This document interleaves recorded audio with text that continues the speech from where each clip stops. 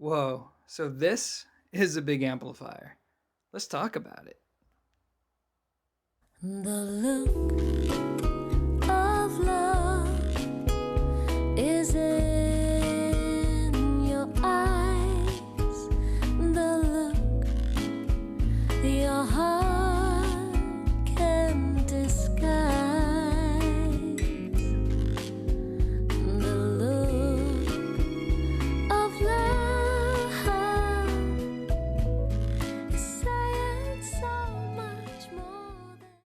Alright guys, so here it is, a nearly $6,000, 73-pound behemoth that's not only designed to power most loudspeakers with relative ease, but to also provide the kind of fidelity that most audio enthusiasts have come to know and expect from something at this price point. Now, I admit that when it comes to this review, I was really struggling with figuring out how to introduce this product to you guys, but after giving it some thought, I figured, you know what, why don't we just start with where the product comes from? So in the case of the JC5, even though it's a new amplifier, you can trace its direct lineage all the way back to something from the turn of the millennium. And it basically started with a company called CTC, which at the time was a company that consisted of some audio veterans, man. I'm talking about John Curl, Carl Thompson, and Bob Crump. And this company basically used this expertise to help other businesses design great gear. And in this company, John Curl would come up with the general design, Carl Thompson would lay down the boards, and then Bob Crump would essentially source the parts and do all of the final voicing. And of the three, John Curl became most popular for his work with Parasound and early Mark Levinson gear. And that leads me to the JC5. So essentially, the JC5 began with the product called the Parasound HCA 3500, and this was a beastly stereo amp that John Curl had a direct hand in designing, but one day he took a look at it and he noticed, hey, there's some pretty cheap parts in some pretty critical areas here. We need to change that up before this goes into production. Well, he caught it too late, the amp was already in production, and what was done is done. So essentially, he and the three boys said, hey, you know what? The 3500 has a great foundation. Let's have a little bit of fun here. So what they did is they took that product and really just pimped it out. Carl Thompson just redid the boards. They have replaced over 200 parts, and what they came up with was known as the CTC BBQ, or barbecue, which they named after Bob Crump's favorite food, apparently. And this amplifier was just an absolute monster, and funnily enough, ended up becoming a key prototype for what would eventually become the Parasound JC1 monoblock. Now, if you're an audio enthusiast, you know about the Parasound JC1 monoblock. It was introduced in 2003, and if I remember correctly, it's been a stereophile Class A tier component for, 15 years straight now? Which, I could be wrong, but I think this is honor that belongs exclusively to Parasound's JC1. And that leads me, of course, to the JC5, which is designed to be a consolidated stereo version of the JC1. But you know what?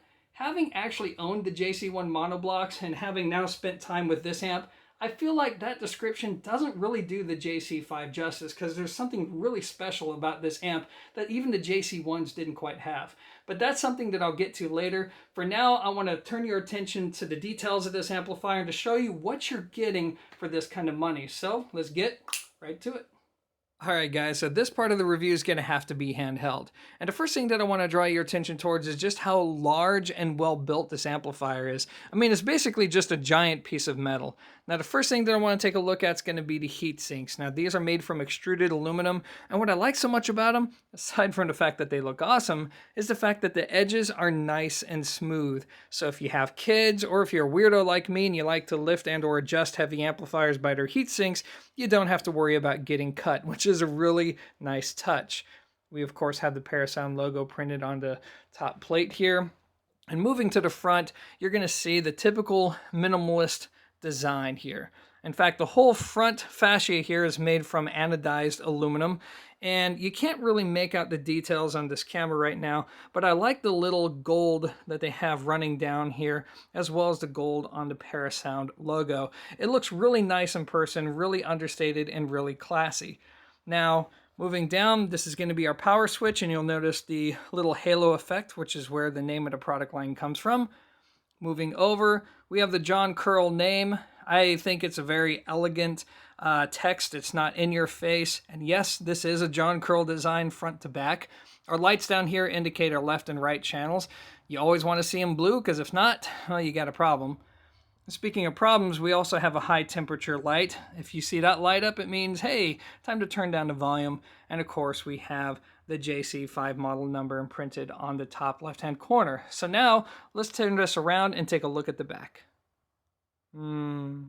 Heat sinks. All right, so now it's time to take a closer look at the JC5's rear. Wait, can I still say it like that in 2018?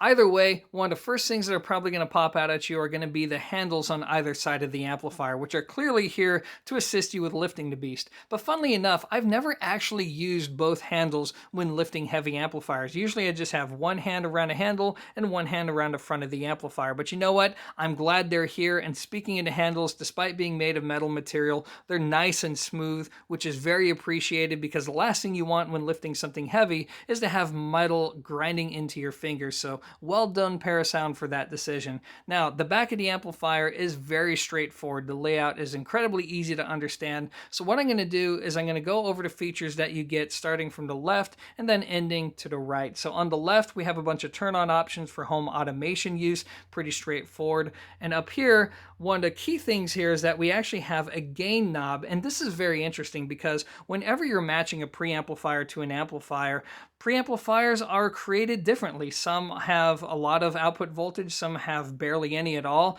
and this gain switch allows you to not only accommodate a wide variety of preamplifiers, but on the other hand, you can also adjust to taste. And funnily enough, John Curl actually didn't want the gain switch on this amplifier. He's more of a purist, so what Parasound did is they conducted basically a bunch of blind A/B testing with various individuals to see if people could reliably tell the difference between a JC5 with this in place and of course a JC5 without it, and they come to find that nobody could tell the difference. So I think it was a smart decision to keep this gain switch on there, because it just gives the JC5 that much more flexibility when pairing it with other types of preamplifiers. So moving on, we have a loop output. Now this is very interesting, because basically this allows you to tether another amplifier to this, which would be really useful if you're running an active system. We have some high quality RCAs here. I believe they're from Vampire.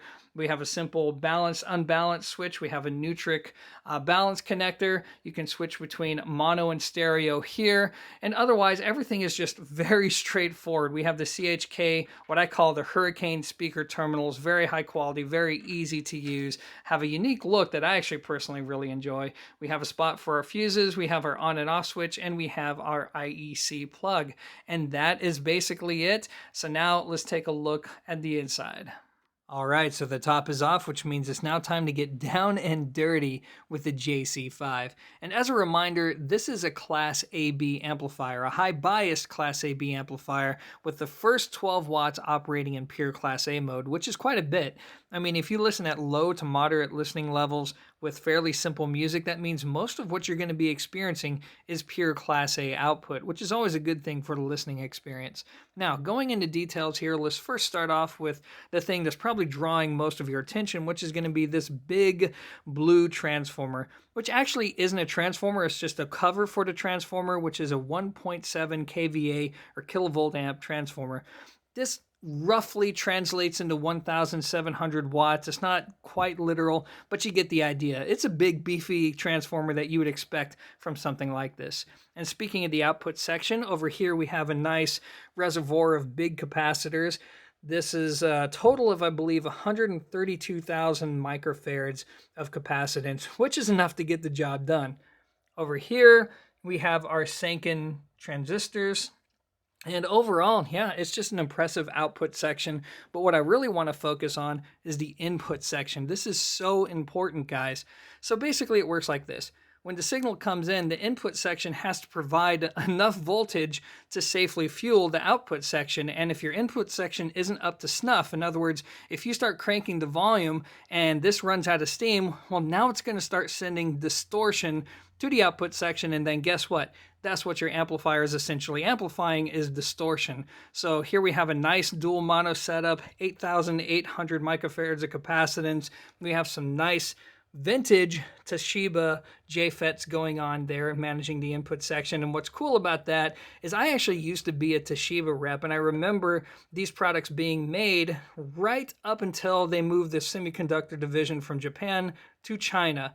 And I think it's very awesome that John Curl has decided to use that particular vintage transistor because it has not only great performance, but a very unique sound that's just positively awesome. But yeah, this is a great piece. The only other thing worth mentioning is I think they're using ceramic fuses down there. I didn't know you had it in you, Parasound. Maybe I'm wrong, but that's pretty nice to see. But otherwise, this is a well-built piece. And now let's talk about how it sounds.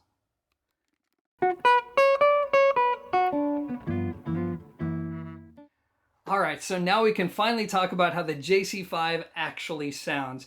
And what I want to do is I want to first mention this. Parasound has this philosophy. They feel like the mark of a good amplifier is one that can pass a signal from point A to point B with as little coloration as possible. But it's also important to mention that this isn't just any Parasound amplifier, this is a John Curl, which means what you're getting is going to be more in line with John Curl's interpretation of good sound than just Parasound's. And that leads me to the performance of the amplifier itself. And what I'm going to do is I'm going to break this section down into two pieces. The first is going to go to audio enthusiasts who have plenty of experience with amps like this, and then I'm going to move on to how this amplifier sounds in general. That way you know what to expect if you were to take one of these home. So first and foremost, to those of you who've experienced plenty of amplifiers at this price point or beyond, think of it like this. Let's take a Macintosh and a Bryston. Now, as most of you know, while Macintosh's voicing tends to oscillate as you move up and down the product line, I think we'd all agree that their house sound revolves around this warm character, something that's organic, that's muscular, maybe a little bit homogenizing, but is otherwise very pleasing. And Bryston is on the exact opposite end of that. It's a little bit thinner sounding, it's all about speed and linearity. Well, the JC5 falls right in between those two sonic profiles. There's some warmth to the sound, so it borrows from that confidence that the Macintosh has and just a little bit of warmth and character there. But it also borrows a bit from the Bryston in the sense that it's a very balanced amplifier. The main frequencies come together very well, and you get something that is ultimately fairly accurate sounding. So that's what the JC5 is. It's really in between those two extremes, and I think it's a sweet spot to be. Now, moving on to how the amplifier actually sounds. So as I just mentioned, it is on the warm side of neutral. I would say slightly on the warm side of neutral, which is something that I really enjoy because I think it gives the sound character. I think it makes it interesting and fun to listen to. And plus it helps to give the sound just a little bit of depth that solid state gear can sometimes tend to lack. Now, when it comes to this salient attributes, there's two things that are really, really special about the JC5. The first thing really surprised me, and this is going to be great for those of you who love imaging and sound staging and all that. The JC5 does a wonderful job of taking all those little details in the recording and then not only giving them a proper sense of space, but it allows you to focus on them in such a natural way. It's not overhyped in terms of detail and detail retrieval is what I'm trying to say.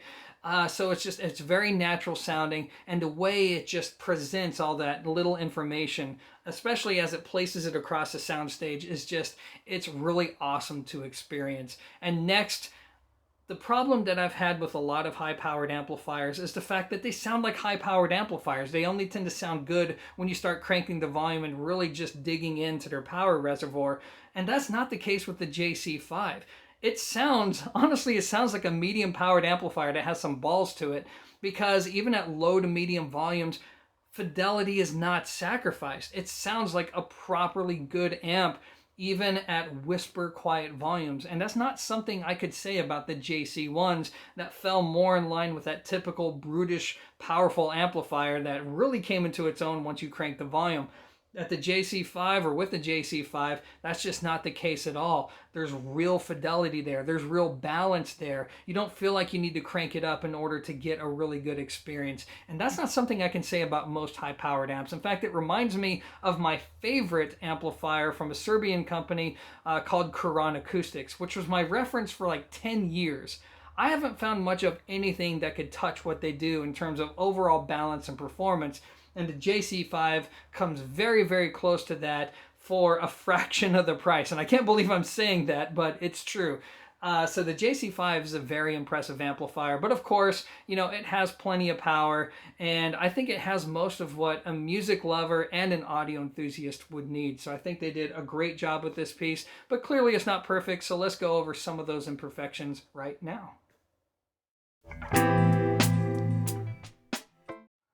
Alright, so look, I don't have any complaints about the JC5's actual performance because there's not really a whole lot to complain about. I mean, it's a nicely balanced amplifier that sounds just as good at low volumes as it does at high volumes. The treble is nice, clean, clear, neutral sounding. The mid-range has just the right amount of character to it, same with the bass. I mean, look, if you're looking for a studio solution, then you may want to go with a more accurate sounding product, but otherwise, I think if you know what you're getting into with the JC5, then there's a good chance you're going to love it. So instead, the two things that I want to focus on in this section is going to be number one, price, and number two, where it's made. So first about the price.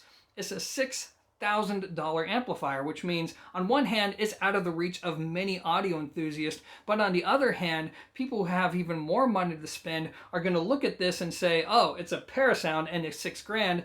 It's not really high end, is it? And let me tell you, having owned plenty of amplifiers costing as much as $20,000, I can tell you right now, this is a bona fide high-end solution, but unfortunately it's going to be snubbed because it's just not high-end enough for some people. And of course, you also have the fact that some people really can't afford it. So it's in this weird spot. Now, moving on, some of you are going to notice that, well, wait a minute, this is an American company, American engineer. Why are you manufacturing this in Taiwan? You know, spending $6,000 for something made in Taiwan just doesn't sit well with me. And you know what? That could be a very valid point, and I certainly wouldn't disparage anybody for feeling that way. But let me ask you a question. Would you be willing to pay nearly double for the same amplifier if the only thing that changed is that it was made in the US? Because Parasound is located in San Francisco. I don't need to tell you how much labor would cost to build these things, and then you have to find somebody in the US who could actually provide you with the materials. Then you got to put it all together with a CNC machine. I mean, this stuff would get expensive very, very quickly versus using a factory that you've been using for decades now that's already set up to do it. So that's going to be my only counterpoint there is, cool, would you be willing to spend nearly double for the same exact product because it's made in the US? I don't think that many people would. But anyways, that's about it, and that leads me to my final thoughts.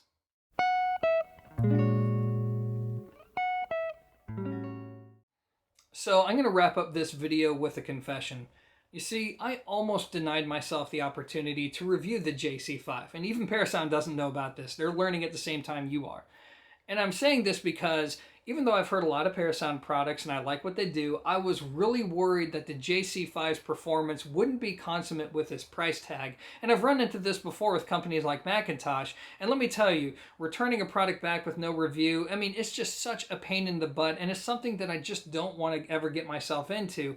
And I was really worried that's what was going to happen with the JC5. But I took it in anyways, I took that risk, and I'm very glad that I did because this is a fantastic amplifier. I mean, look, let's call it what it is. It's an expensive amplifier. A lot of people won't have the pleasure of being able to own it, but for those who are passionate about music, who are passionate about sound, and can afford something like this, I think it's something that can bring a lot of happiness and just a lot of great listening sessions, which of course is something that you would expect from something like this, but still, it's a wonderful piece, and I have a feeling that as the years go on, you're going to see plenty of people not only talk about how good this amplifier is, but how much of a value it is, which I know is going to ruffle some feathers, but again, having owned very expensive amplifiers in my past, I get where they're coming from, because when you do compare something like this to a much more expensive product, you quickly begin to ask yourself, man, okay, maybe that product is a little bit better, but is it really 3 times, 4 times better? You know, I'll leave that to all of you to make that determination. But in my determination, the JC5 is okay by me. It's a pretty good amp. Anyways, that wraps up my thoughts. As always, guys, thanks for watching, and until next time, peace.